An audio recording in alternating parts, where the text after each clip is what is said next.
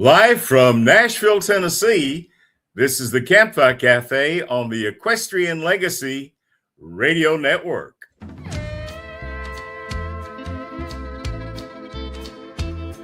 There's a place down by the water, muddy, muddy water by the trestle track, where the big band plays on Saturdays and the rum runs thick and fast. Swinging from the rafters, boots and skirts and bolo ties. Come dance your girl through the curling smoke of this unholy sight. Swinging from the rafters, we wait all week long to go back in time just for a night when living like this was wrong. Swinging from the rafters, slide your feet to the fiddle and bass.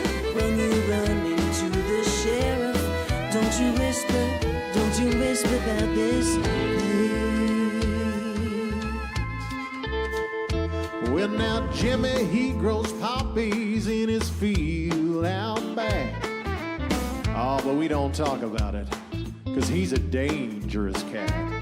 Ooh, at his barn we party, steel guitar and lantern roll. The best big band in 5 counties, you ought to hear that drum roll. Swinging from the rafters, we wait all week long to go back in time just for a night when living like this was wrong. Swinging from the rafters, slide your feet to the fiddle and bass. When you go to church on Sunday, don't you whisper about this.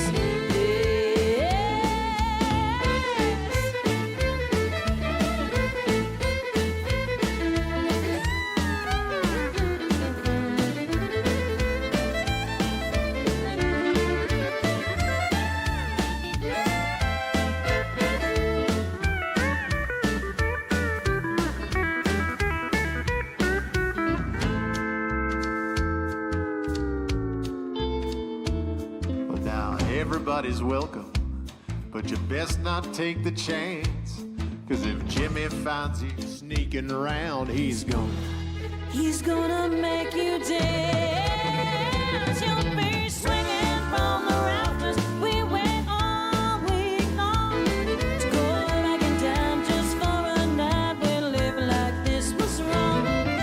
Swinging from the rafters, slide your feet to the fiddle and bass. When you run into the sheriff, don't you whisper about this place. And when you go to church on Sunday, don't you whisper about this place. No.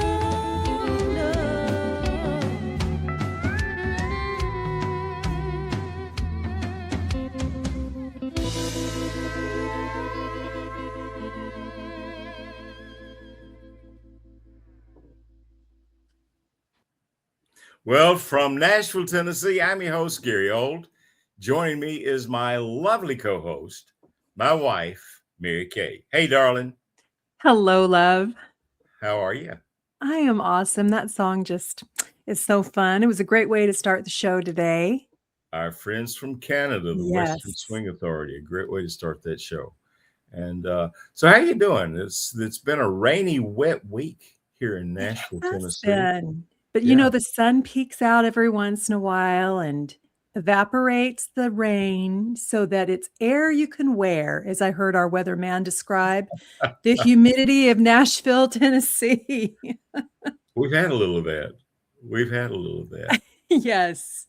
Hey, I want to just mention real quickly, this is the first time in a couple of weeks that we have been back with live shows. Yes. My mother passed away, and I want to thank all of our friends out there in radio world and social media that have been so kind to send cards and letters and messages. And so we really appreciate that. She was a great, great gal, 98 years that she lived, and we miss her every day. But anyway, those cards that fans have sent to her, we as we were going through her things, we found those cards, and they meant so much to her and to us. And so thank you. They really did. I mean, she was getting cards for her birthday. Yes.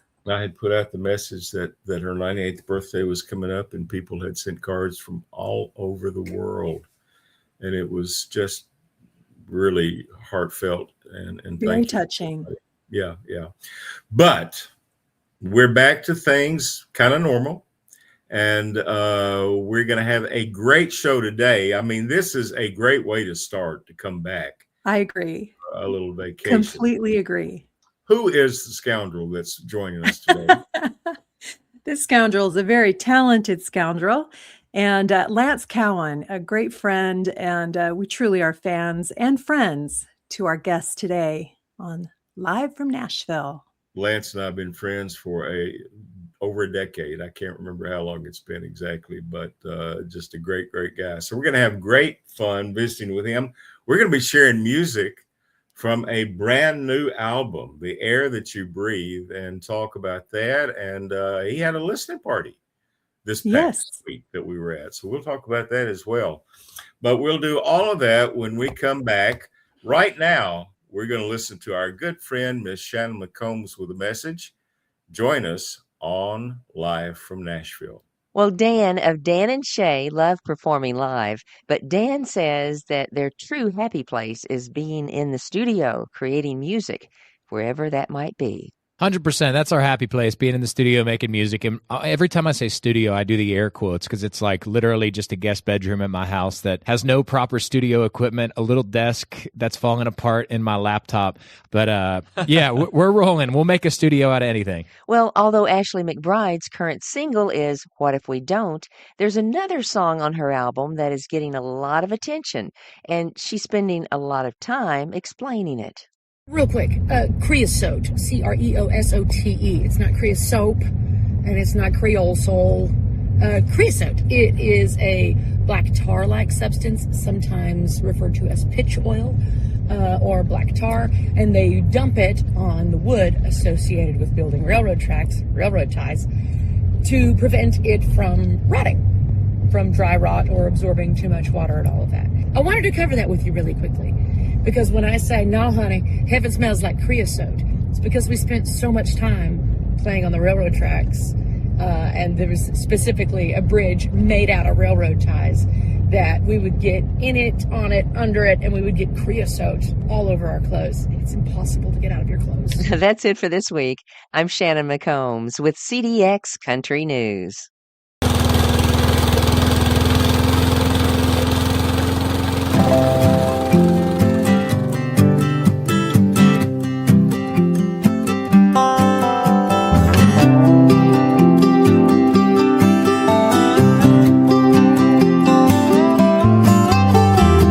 Little Johnny Pierce grew his hair long. He sat on his front porch singing Dylan songs. And all the neighbors wondered what the hell was going on when he mowed the peace sign right into his parents' front lawn.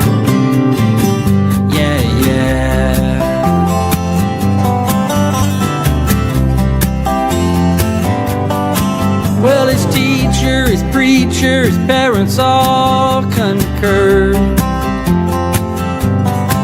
We gotta nip this thing before it grows much worse. They said, Johnny, get your head out of the clouds and come down to earth. But they could see through his linen glasses that he did not hear their words. Is it all just a passing fad, this talk of love and brotherhood?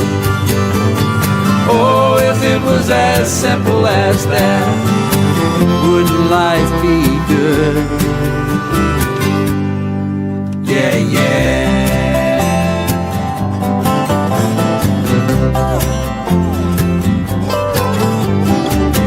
Peace on the earth was the wish he made as he blew out 18 candles on his birthday cake. And even Uncle Sam get a card to celebrate. And Johnny was so scared to go, but too scared to run away. Is it all just a passing fad, this talk of love and brotherhood? Oh, if it was as simple as that, wouldn't life be good? Yeah, yeah.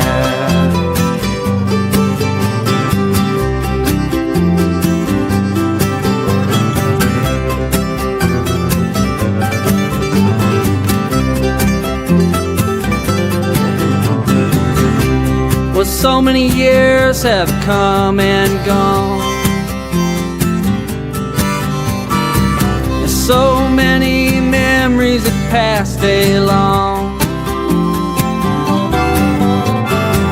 The neighbors sometimes hear those old Dylan songs, and his dad still mows a peace sign in the front lawn. Yeah, yeah, yeah, yeah, yeah, yeah, yeah, yeah, yeah, yeah, yeah,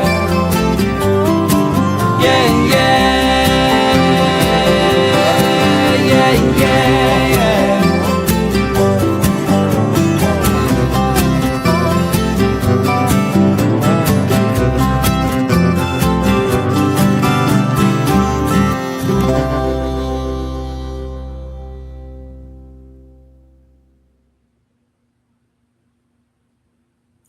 Well, Lance Cowan's The Air That You Breathe carves stories from the quiet moments others overlook, fusing Americana's raw edges with folk's intimacy and roots' rock steady pulse, creating soundscapes where every note serves a purpose. The lyrics cut through sentimentality and with surgical precision, conversational yet carefully crafted, revealing truths about relationships and identity through specific, unembellished details. Please welcome our friend, Mr. Lance Cowan. Hey, Lance. Hey, how are you? Yay. Good. Nice to That was see a you again. mouthful. That Chat GPT is really good, isn't it? I've been using that lately.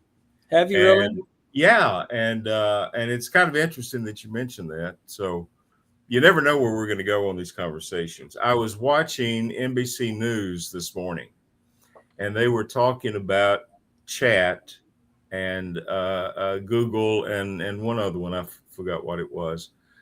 But AI agents, they're calling them, are now rebelling occasionally already. What do you mean And- rebelling? Yeah, what do you mean by that?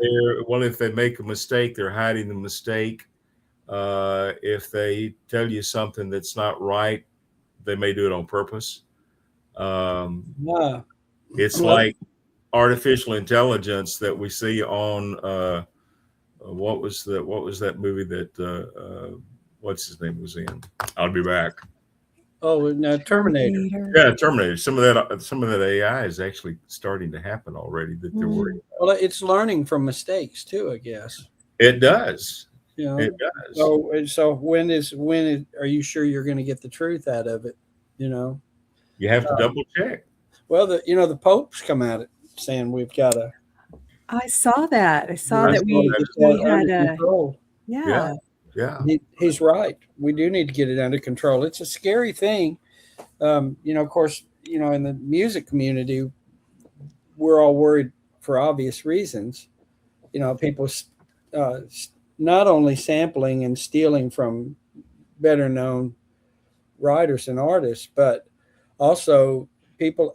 I know people who will say they'll go into one of the AI programs and say, here's what I'd like a song about. And it writes it. Then they take credit for the writing of the song.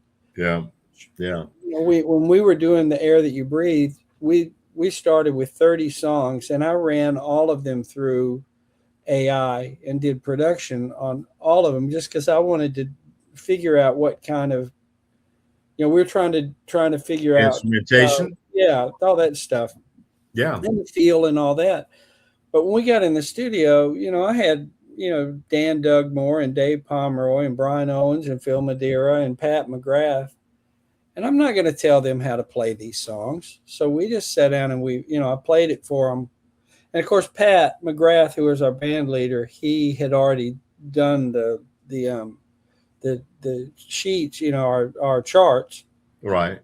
And I'm not going to ask Dan Dugmore to play what Suno does. That's about as offensive as anything I can think of.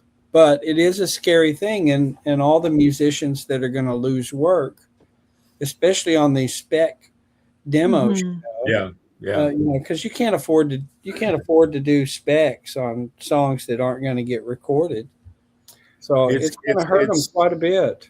Yeah, it's really interesting, and we'll you just had a party. You just had a party last Friday. I did. And it was a listening party, which was not much listening going on. There was a whole lot of talking and having fun. I should have renamed it, shouldn't I? I should have said a CD celebration party. I would just ask AI what you should call it. I mean, that's the way to go. I should have just said free drinks and food, and then There you go.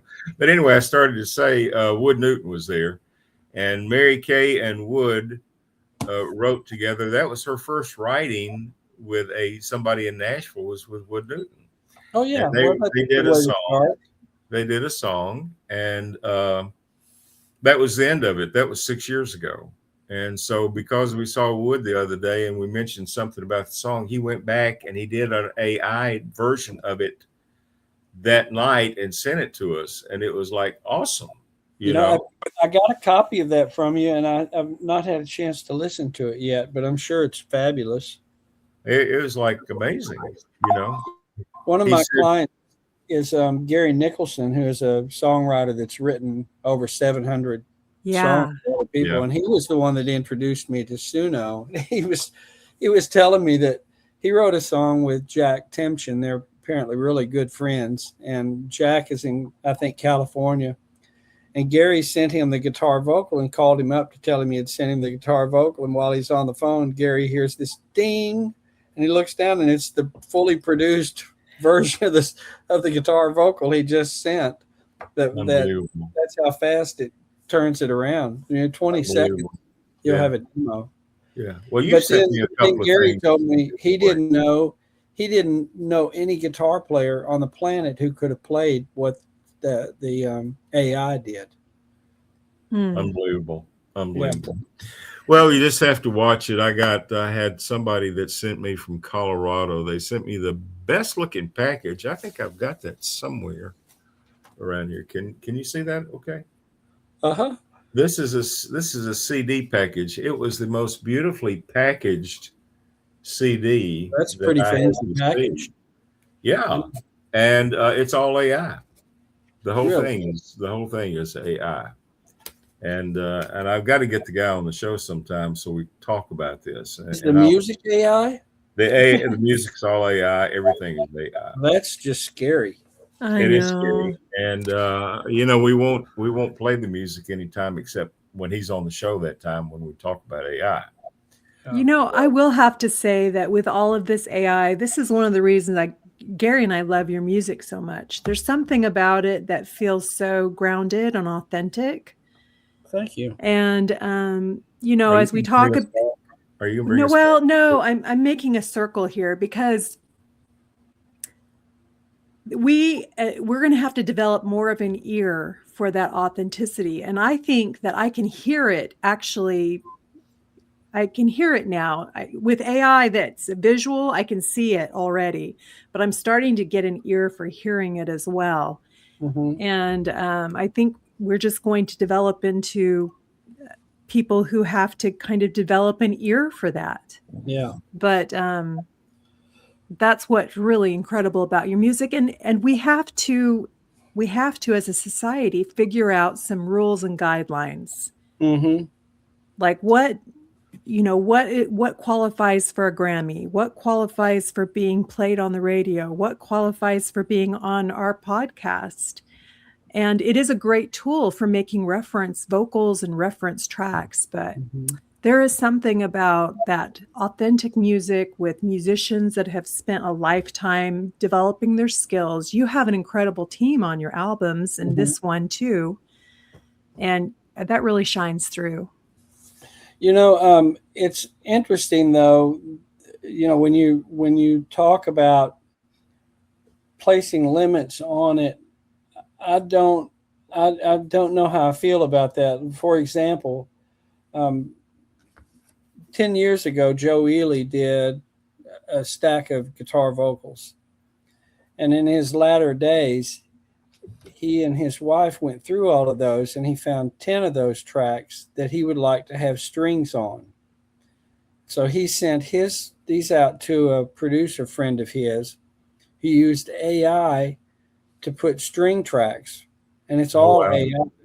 And it's stunning. I mean, it's absolutely what the guy did. Sounds like, an Elmer Bernstein kind of arrangements. They sound like they ought to be in films, but it's still authentic because the core of it is Joe. It's still his voice, still his guitar. And so the authenticity comes through. But at some point, I think what you're going to have to do is if somebody uses it, they're going to have to acknowledge that it's AI. And I'm seeing some of that. I'm seeing some of it where the footnotes have AI produced. But for me, for this show, we want to play music that's by the artist. And you guys don't make much money anyway. Yeah. Unless you're a Taylor Swift or some of those guys. And I'm not. Yeah. So, I would rather people get paid for their work than to bring somebody else in and it be an artificial guitar or violin or fiddle or whatever it is. Yeah, it's a kind of a dirty word, but as Joe told me, what was interesting about Joe is that he was the first artist to ever record an album on a Macintosh computer back in 1984. Okay. And he released the record, and I don't guess you get any more proof of that than Steve Wozniak doing the liner notes for you, which Steve did for Joe on that particular record. But it's like Joe said, when that came out, everybody was upset about what Mac computers were going to do, and then the Moog synthesizer came out, and that everybody said, well, that's going to destroy. And I think from creatives. From the creative mind, you're going to have to embrace it and figure out how to use it for your art. Yeah. Because it's not going away, and you may as well learn to do with it. But you still, to your point, Mary Kay, you still have got to figure out a way to keep it authentic and real to the heart.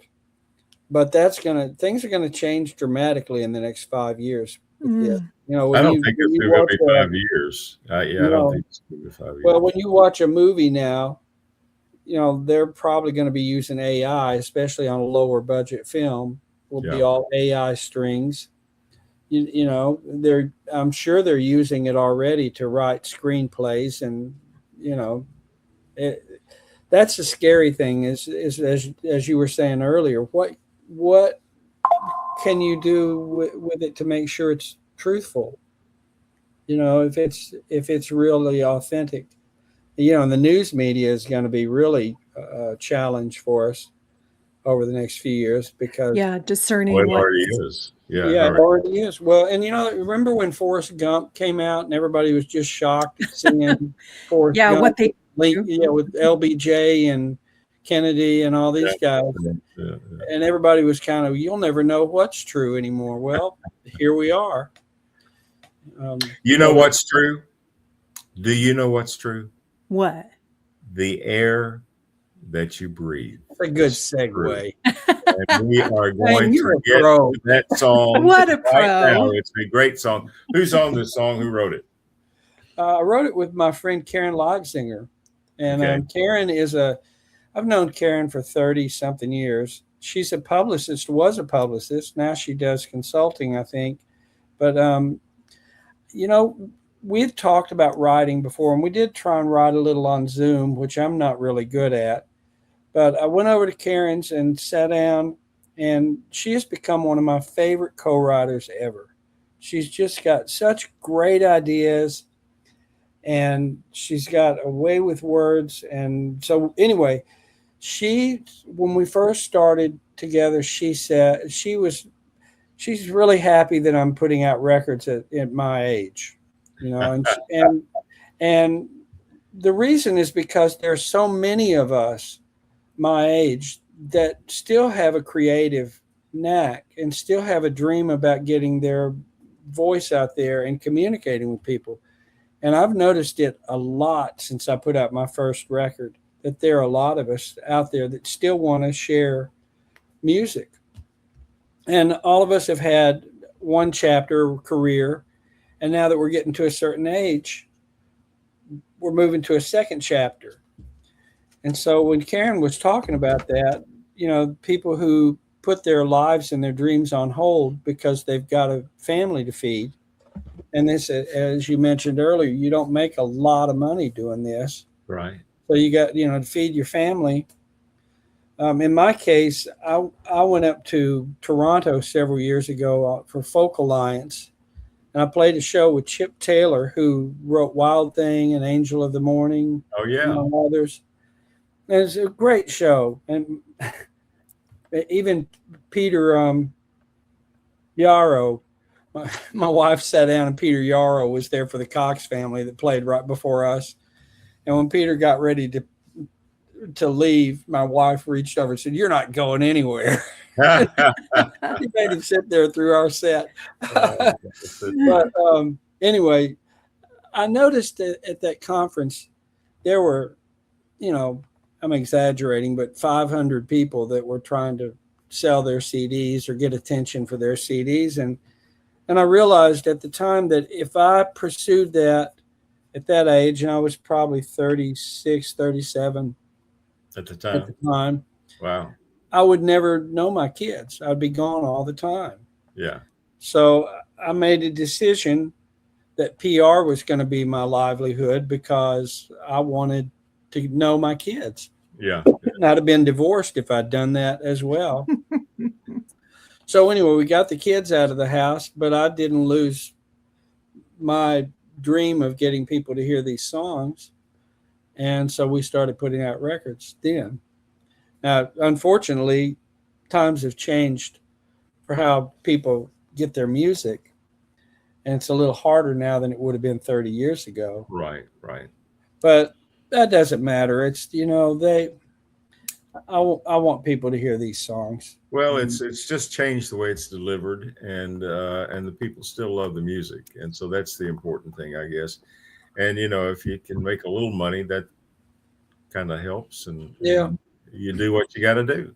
Nancy and I decided that if all we accomplish at this point is to be able to do a little bit of traveling and seeing other parts of the country on somebody else's land, and that's really all that.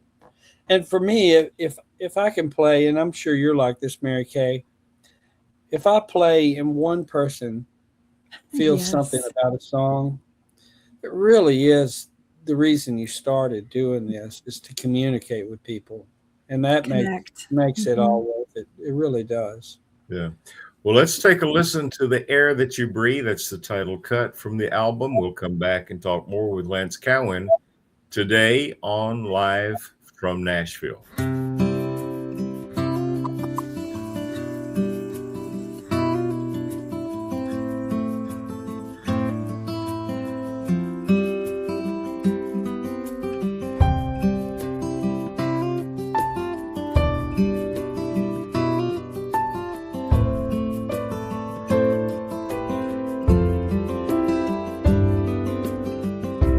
Even as a young boy, it all seemed so clear. There was never a question of where he'd go from here. There was something about him that set him apart. He moved with a rhythm and a song in his heart.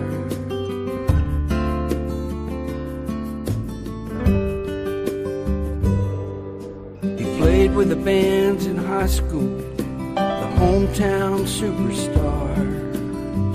Everyone who knew him believed that he'd go far. But life is kind of funny, and it's hard to keep the faith when you're trying to make a living. Dreams have to wait, but it's like sunlight in the morning, the thing that feeds your soul, that gives your life its meaning. It's the thing you need the most. The ground that you walk on, the dreams that you dream, it's the blood that runs through you, the air that you breathe.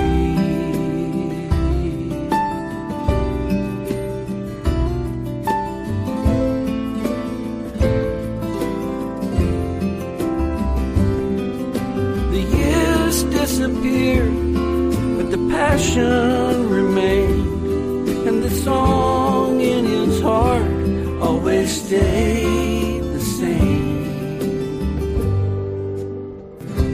I hear his music on the radio. He's a little older now.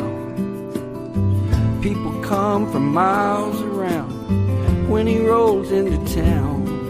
And though his hair is a little grayer, his voice is strong and true. See, it's never too late, and it's never too soon. It's like sunlight in the morning, the thing that feeds your soul, that gives your life its meaning. It's the thing you need the most. The ground that you walk on, the dreams that you dream, it's the blood that runs through you, the air that you breathe, the air that you breathe.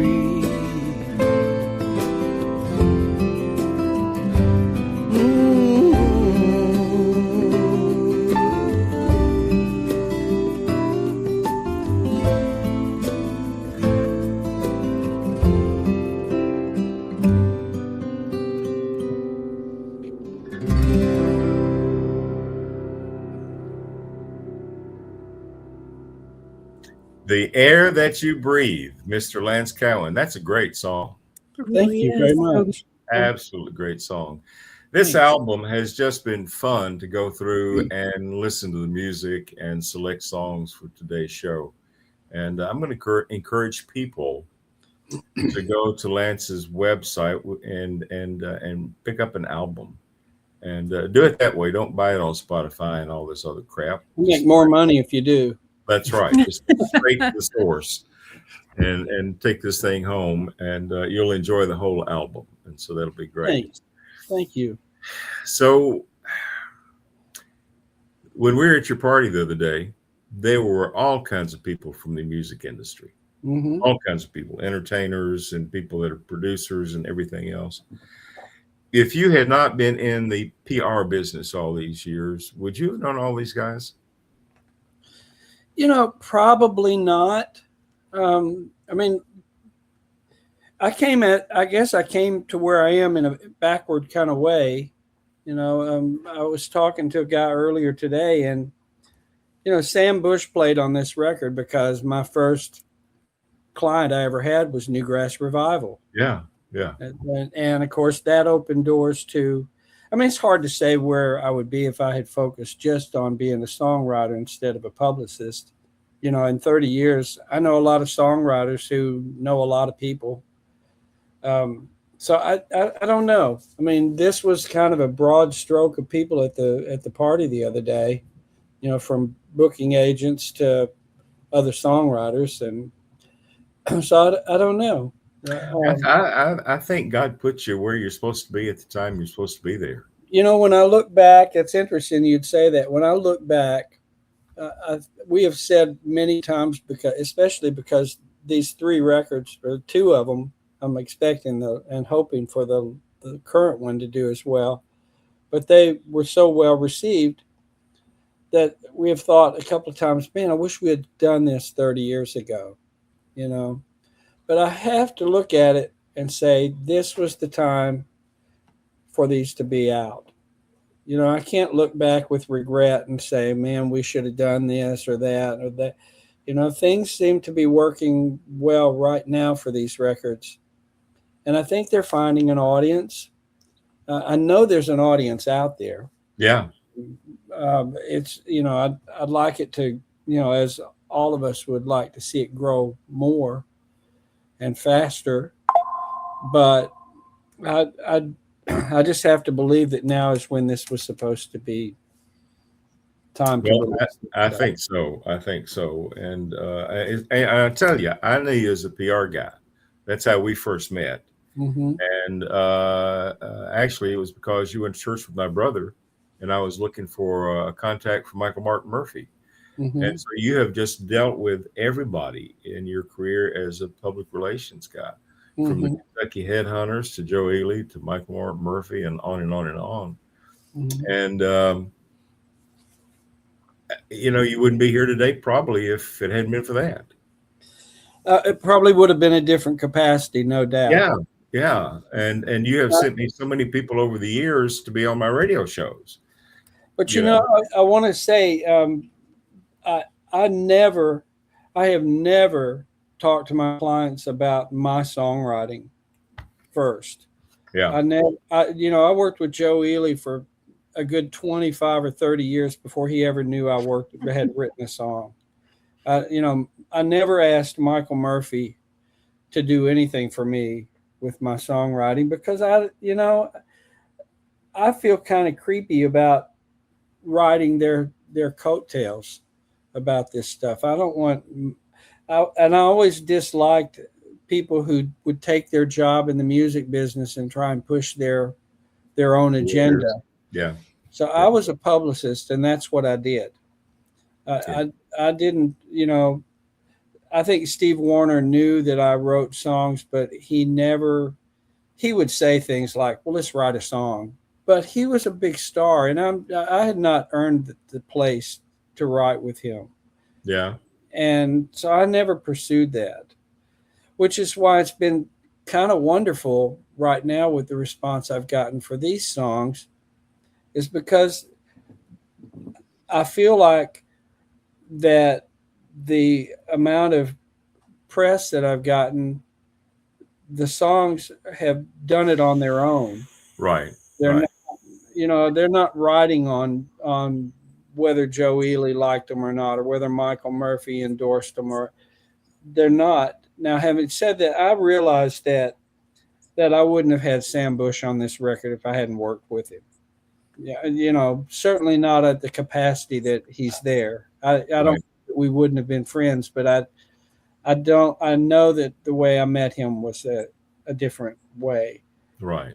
Phil Madeira, who plays that beautiful piano part on The Air That You Breathe. I wouldn't have known Phil if I hadn't been a publicist. So I don't take that for granted, but these songs I feel like stand on their own without what I did for a living before. And I still do PR, but I don't think these guys are there just because I did PR for them. I know from this project that we just did how many of these artists are these and that's what they are. They're not sidemen. They're artists in their own right. Right. I know from hearing what they say behind my back that they enjoyed being part of this. Yeah. That it was not just because of me.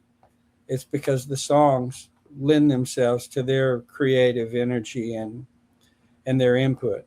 And back to the AI thing, I wasn't going to ask them to change anything about who they were to play on these songs. That was important for me to have their creativity, not AI's creativity.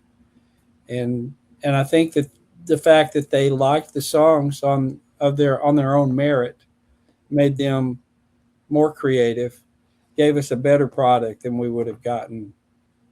Well, it is a great product, and because we've already taken a lot of time talking about AI, we're gonna listen to some of the real stuff. And And this is I'll funny. move on from that. I listened to this the other day, and it's like, this is a song called William Cooper. And I hollered at Mary Kaye and I said, Lance Cowan is writing a Western song. And she said, I know, I heard it already. And then you told me earlier that it's not the first one that you've written, but this is a great song. Tell us about William Cooper and tell us about the guy that you wrote this with. I wrote this with a buddy of mine named Miguel Salas, who came to town some time ago. He was the stand-in for Dwight Yoakam before his shows. He would go out to sound check and be Dwight. Oh, wow. Because Dwight didn't go do his sound checks, and Miguel came here, I believe, through Asylum Records. They brought him here, and anyway, we became friends.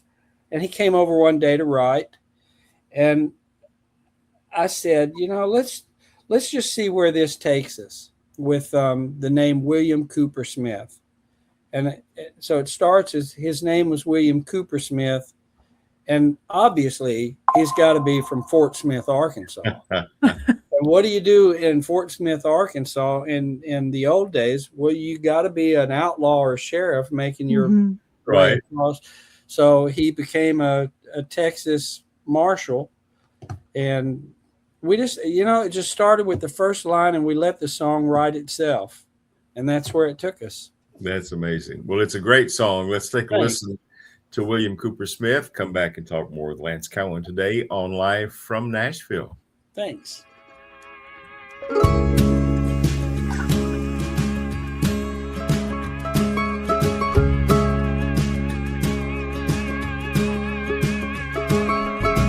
His name was William Cooper Smith,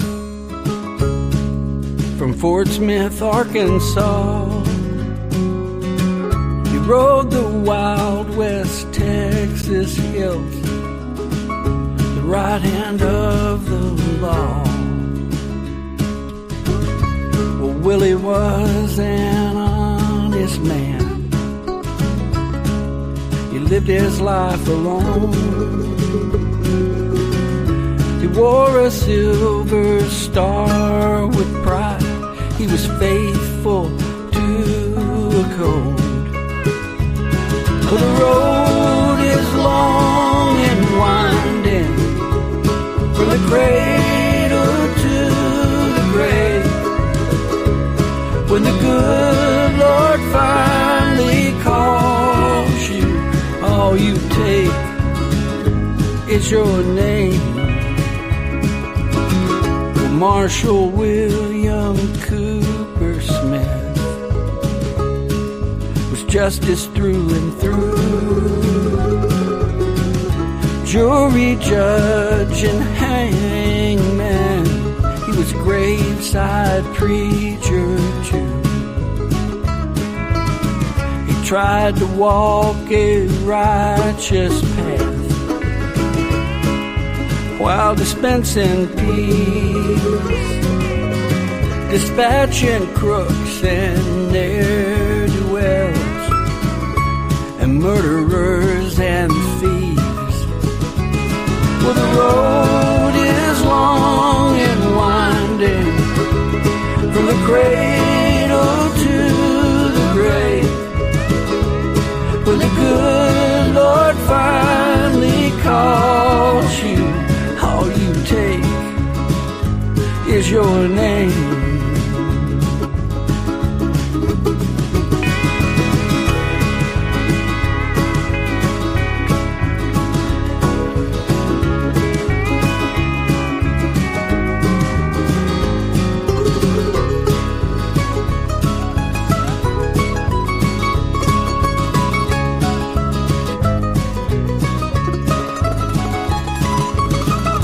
Marshal William Cooper Smith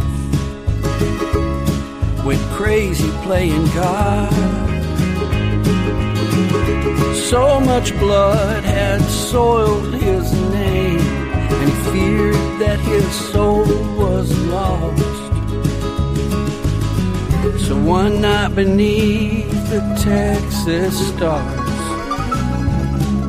he counted up the dead, asked the Lord's forgiveness, put a bullet through his head. Well, the road is long and winding from the cradle to the grave. When the good Lord finally calls you, all you take is your name. All you take is your name.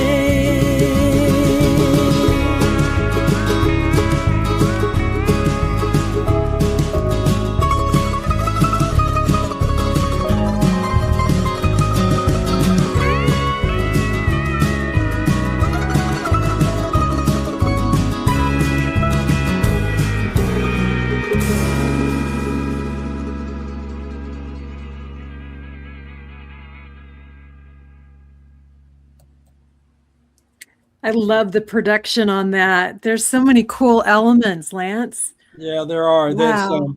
That's that's little Jimmy Dale Gilmore singing the harmony vocal on that with, of course, Chip and Billy.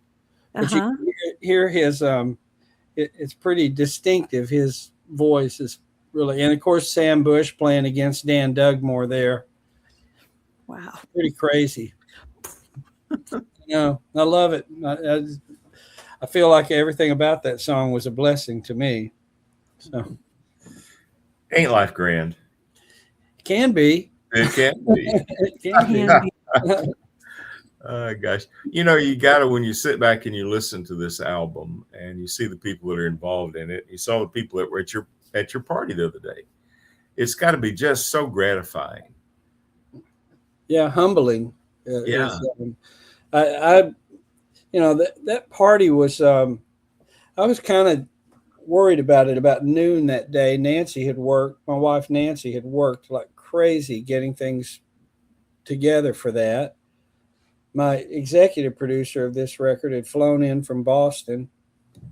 Scott, Scott Pascal was, making plans to be there. And I thought, as the downpour started, told Nancy, I said, every time I do an event in Nashville, it rains or it's freezing cold and nobody shows up. And I thought, we'll be lucky to have just my small little group of family and a couple of friends there. And, there were people there that could certainly find better things to do, but they came and spent the afternoon with me on that. And it was just kind of, we had 74 RSVPs and 62 or 63 people came. Wow. Which is on a rainy Memorial Day weekend. It was very, as I say, humbling, that they would go out of their way to come and celebrate with me on that. It's really I made a couple of observations. First of all, your family's amazing. Your wife, Nancy, is incredible. And your son's so cool and so sweet. Yeah. He puts me to shame. He's got the hip factor down. I'm handsome. He's handsome. And also, it's just that everybody went out of their way to introduce themselves.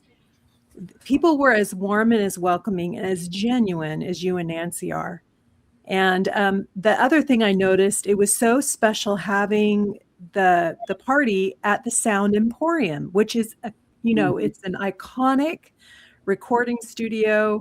It was fun to be there in the spirit of all the music that has been produced in that studio.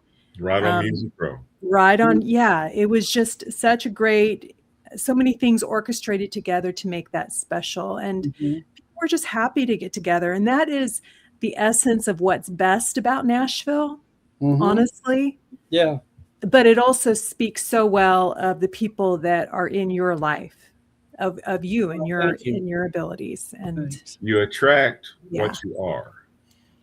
Thank you very much for that. Thanks. That's nice. So my producer, Scott Pascal, for a long time was partners with Garth Fundus, who owned the Sound Emporium.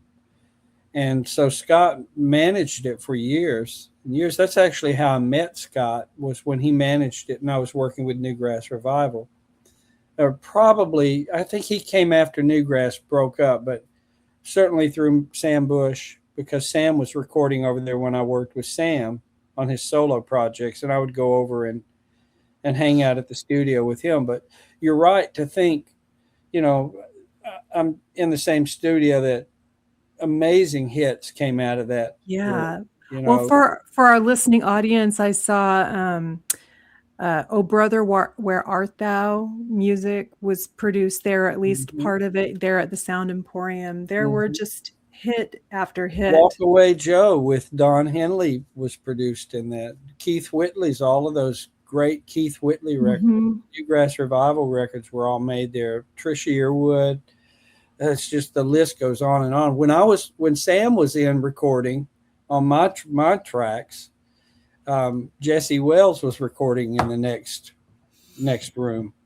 You know, so it's still a really vibrant, viable, impressive recording studio. It's I feel, you know, Juanita and the folks there bent over backwards to make that, not only the recording, but that party was. It was great. They were very. They bent over backwards to make that a good experience, and boy, did they!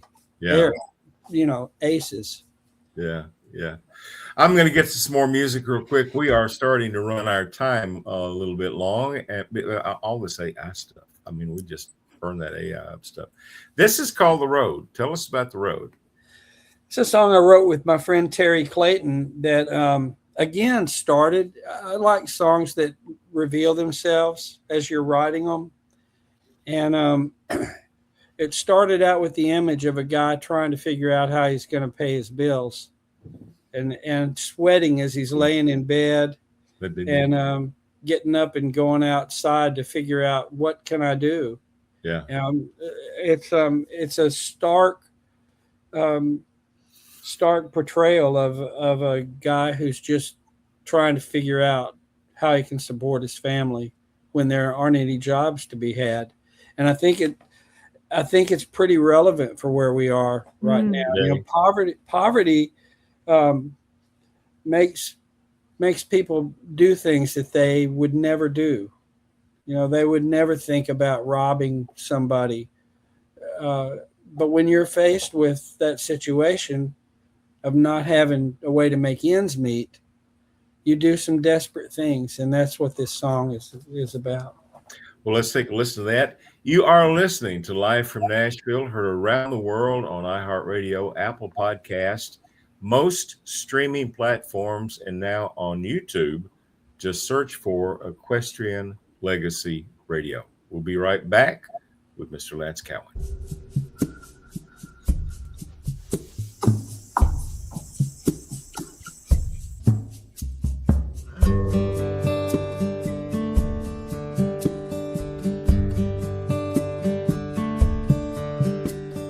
Turns out the light, lays down in bed, tries to sleep, gets up instead, puts on his pants and walks outside, lights a cigarette. Another sleepless night.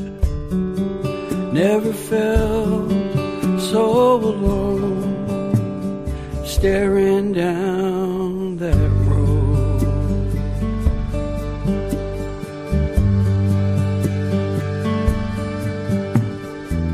Turns the key, backs down the drive. He's got a 38 by his side and a pint of Jack from the liquor store. No reason to stop drinking no more. Never felt so alone.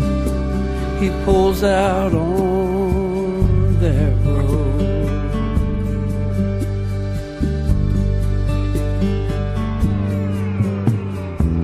Past the factory where he used to go before the jobs moved to Mexico. He can't find work here any place. He's got kids to feed, bills to pay. Never felt so alone, driving down that road.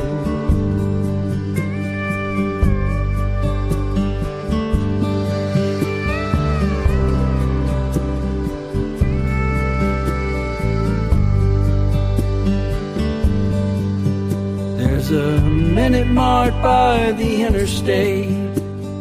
Things get slow when it gets late. He's an honest man who never thought this was a thin line he'd ever cross. Never felt so alone. He steps out on that road.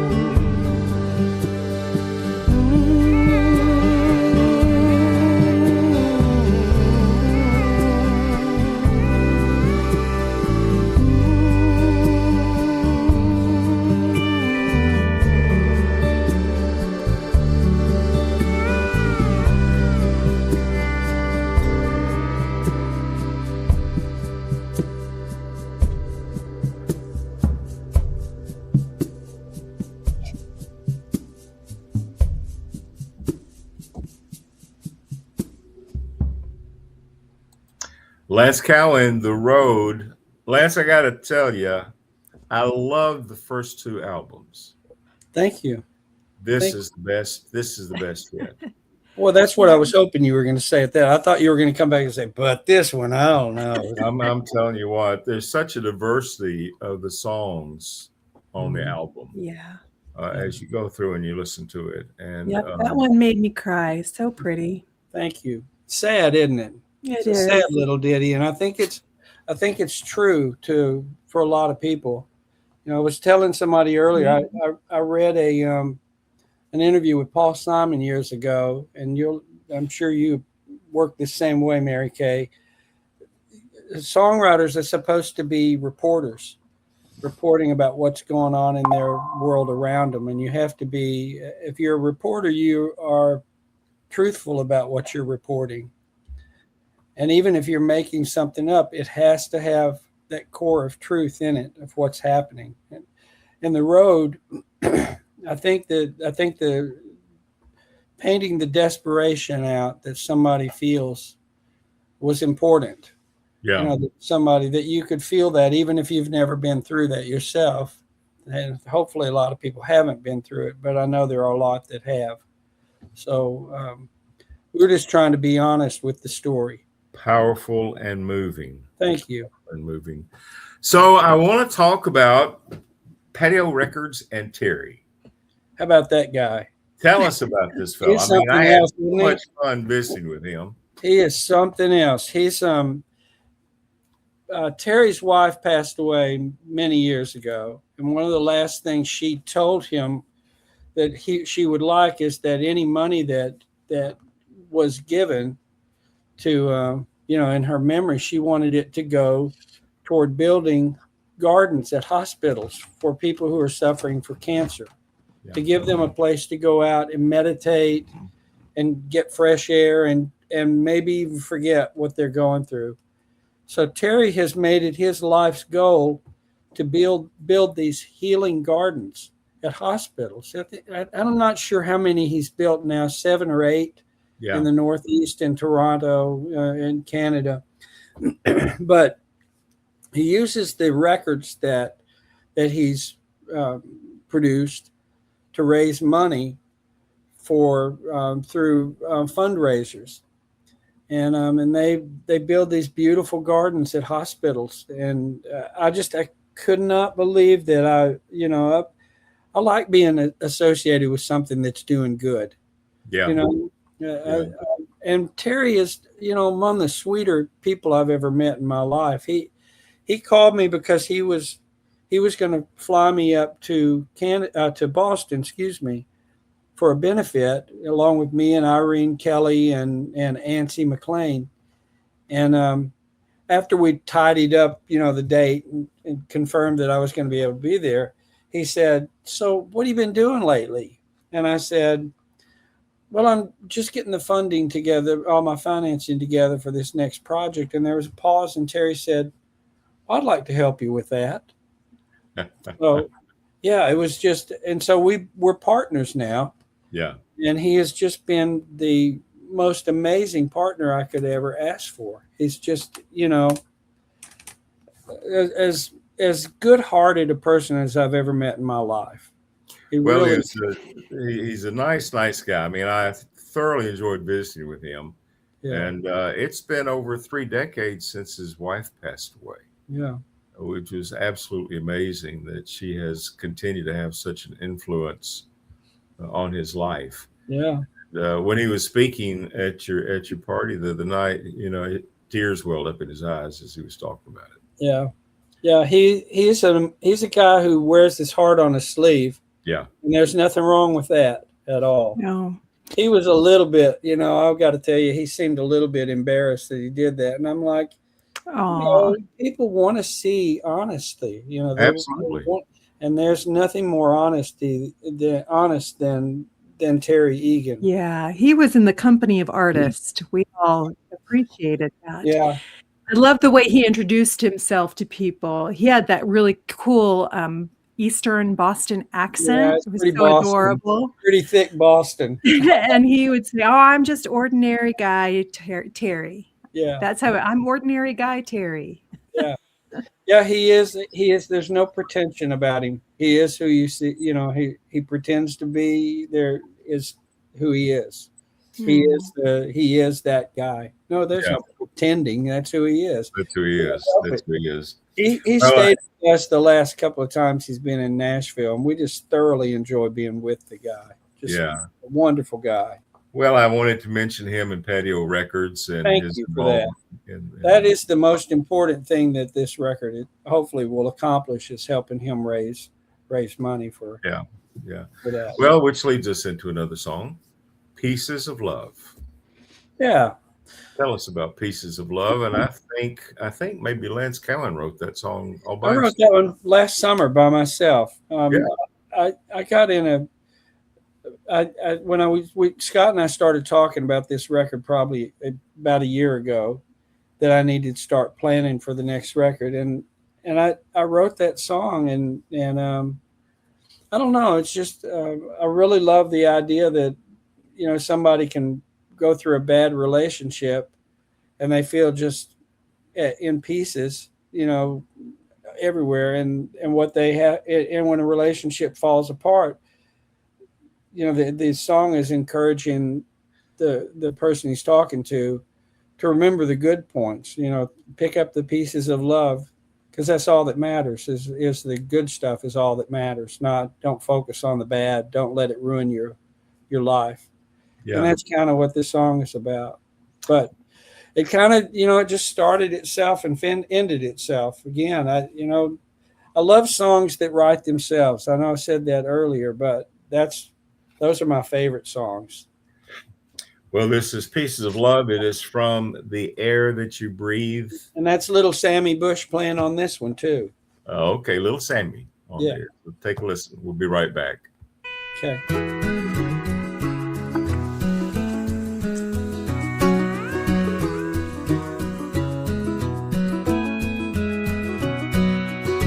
Make up your mind if you're trying to fail. Pack up the tools that you need. Time is a thief and it's hard to tell what comes of mediocrity. You say that love has mistreated you. Well, baby, welcome to the club. And you're chained to a ghost that is haunting you. And that's what you're so scared of. You feel broken, cold, and scattered, like glass across the floor. Pick up all of the pieces that matter, pieces of love and nothing more.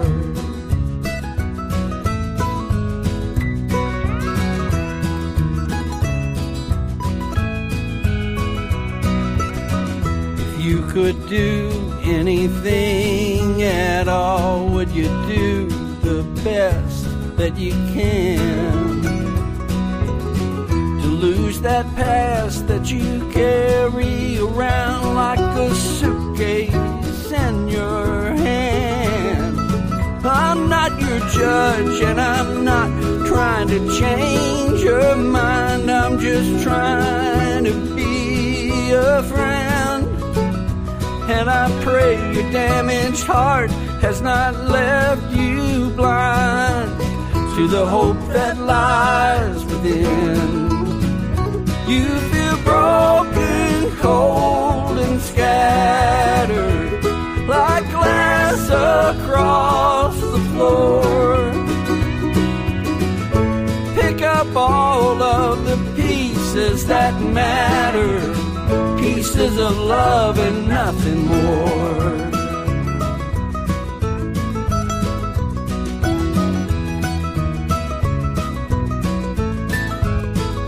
You feel broken, cold, and scattered like glass across the floor. Pick up all of the pieces that matter, pieces of love and nothing more.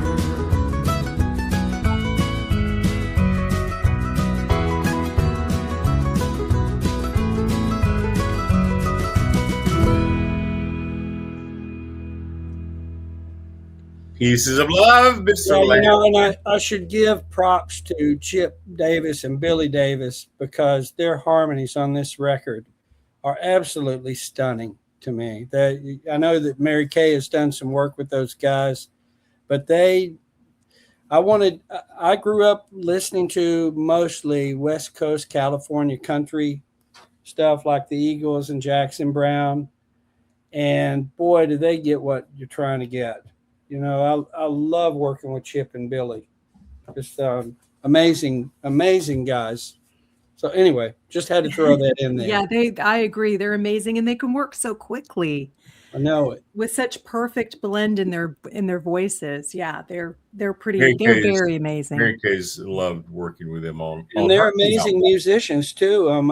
Actually on when he was here, Chip actually plays that piano part that's on there. Well, it's one of the keyboard parts that's on there between he and Phil Madeira. So anyway, I just wanted to make sure that I mentioned how much I appreciate the Davis brothers. Yeah. Good guys. Good guys. Well, it's The Air That You Breathe, and it's going to be available when? July the 24th everywhere, but you can get copies of it now, physical copies, at lancecowanmusic.com. All right. That is the place to go. That way he gets all the come see me. Yeah, he doesn't have to split everything with Spotify and all these other deals that are out there. I know. That'd be good. I appreciate it. Where are you headed next? I know you're traveling all Well, over. I've got a meeting in about 20 minutes, so I'm going there. But I'm playing the Bluebird Cafe next week with John Vesner, who wrote "Where'd You Go? Where Have You Been?" It was a big hit for Kathy Mattea. He's written a bunch of other ones. Also, Pat Alger, who wrote "The Thunder Rolls," and Mark Irwin, who wrote "Here in the Real World." So I'm hanging out with some amazing You're right there, man. guys. And then the couple of days later, on the Friday next week, I'm playing with Mark Irwin at the Black Dog Pub in Franklin, Tennessee. Very cool. Yeah. So I'm pretty excited. Trying to stay busy. Well, you are. So check out his website, lancecowanmusic.com, and you can pick up music there, and you can find out where he's going to be performing. And he may be out in your area somewhere because he's just been all over the country, it looks like to me. Yeah, check out that lancecowanmusic.com. And I keep it up to date with my touring. So, That is yeah, great. let's be friends. That's great. Well, I want to close out this segment with another video that you did. This is called Prayer for a Child. I think all your family just pretty much is in this video, isn't it? You know, for this video, everybody who worked on the last record, it was produced by Scott again, and also my old friend Jason Steludo. And we asked everybody who played on the record to contribute some family photos for it. And so all the pictures in there are not my family. I do have some in there, but they're all the guys who were part of my record contributed pictures of their kids or them with their kids or them as kids. So it was a real project-oriented video. Oh, that is so cool. I did mean to ask, who is the handsome young fellow on the cover of the album? Second grade. My mother was just appalled with that picture because she forgot it was picture day. And she sent me wearing just that nasty T-shirt that was probably, both of those are probably hand-me-downs, too big for me.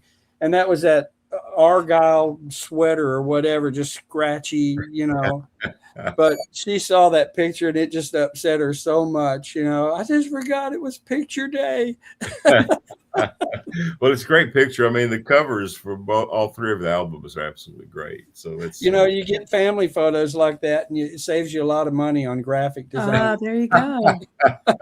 Keep that in mind, Mary Kaye. I know. Too I've late. been trying to keep all the covers in a consistent look. Like, you remember how the Wyndham Hill, you always knew it was a Wyndham Hill record. Oh, by from the cover. look. Yeah. And I want to do the same thing with all my records, to have a similar kind of look.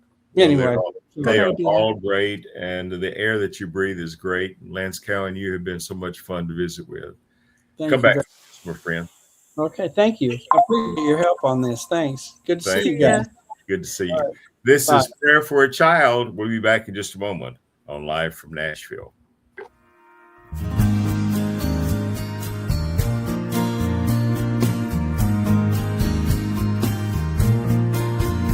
In the days before my children, at night before the dawn, laid awake thinking of tomorrow. Under phases of the moonlight, as each moment passed along, counted up the days like they were ours. As I watched the seed of life taking hold, felt the seed of doubt begin to grow. For the future is so fragile, and this world is so hard, and the lessons that I've learned are so uncertain. The things I have believed in, the dreams I've leaned upon, questioned with each new step of this journey. Still with every seed of doubt that grows, I felt the kind of love I've never known. This is a prayer softly spoken for a child, that he may see the hope for his time, and he may grow with peace in his life. This is a prayer softly spoken for a child.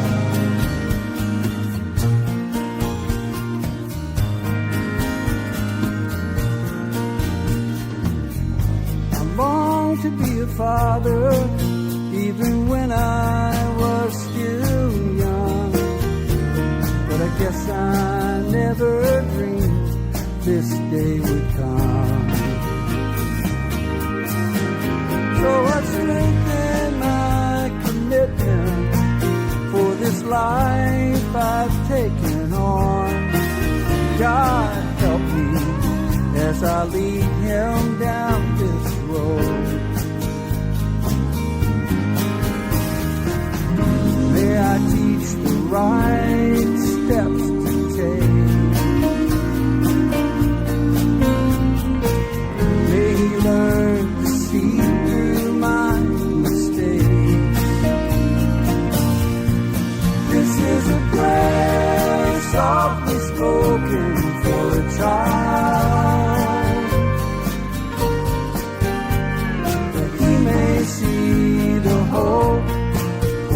his time. He may grow with peace in his life. This is a prayer softly spoken for a child. This is a prayer softly spoken for my child.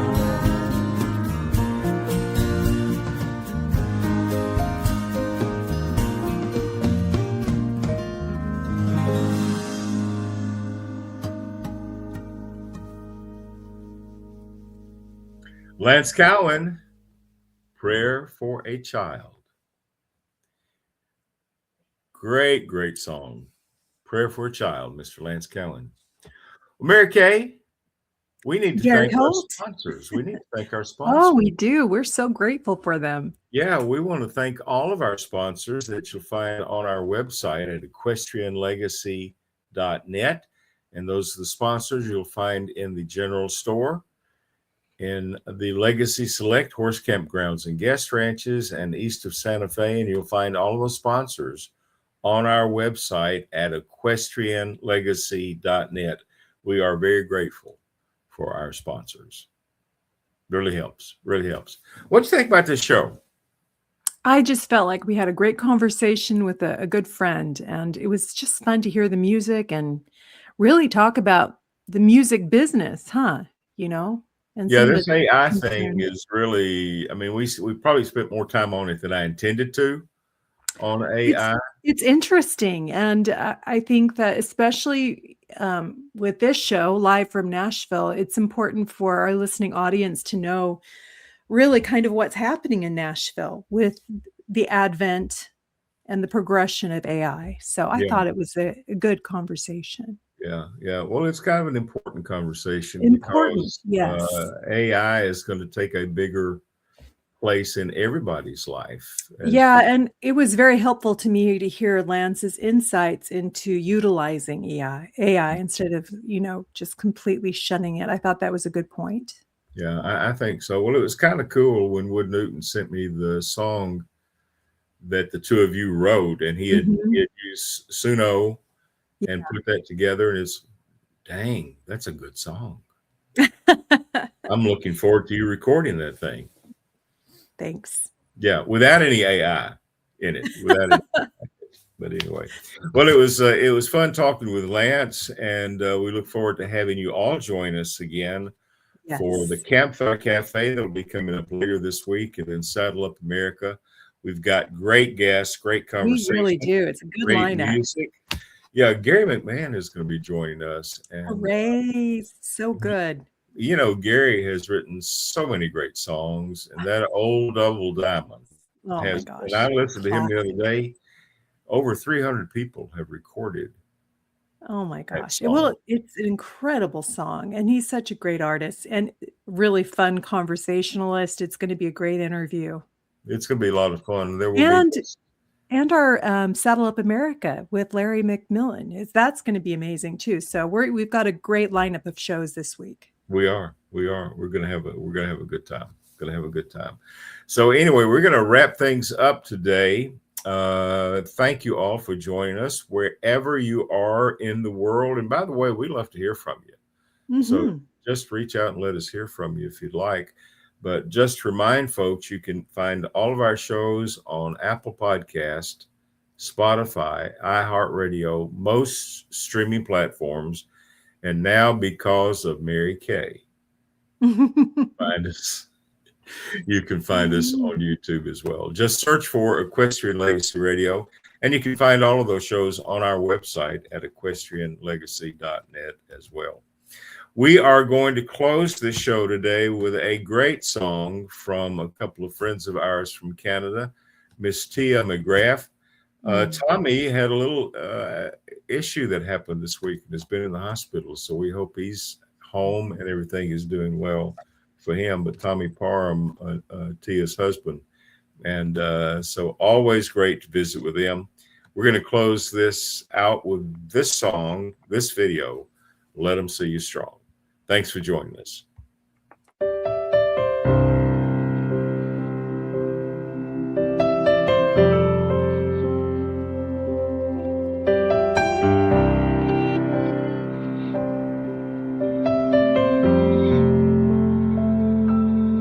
Let them see you're strong. Let them see you're willing to keep going. Let them see your power comes from somewhere they can't fathom. Let them see you smile when a tear might serve you better. The road is long. Let them see you're strong. Let them see your burn. Let them know they can't put out your passion. Let them see your fire comes from a calling that's forever. Let them see you fly when falling comes so easy. It's how you learn. So let them see you burn. The darkest night can't hide the smallest flame. Oh, and darling, there's only one candle with your name. So let them see your light. Let them see how God just keeps you shining. Let them see your bed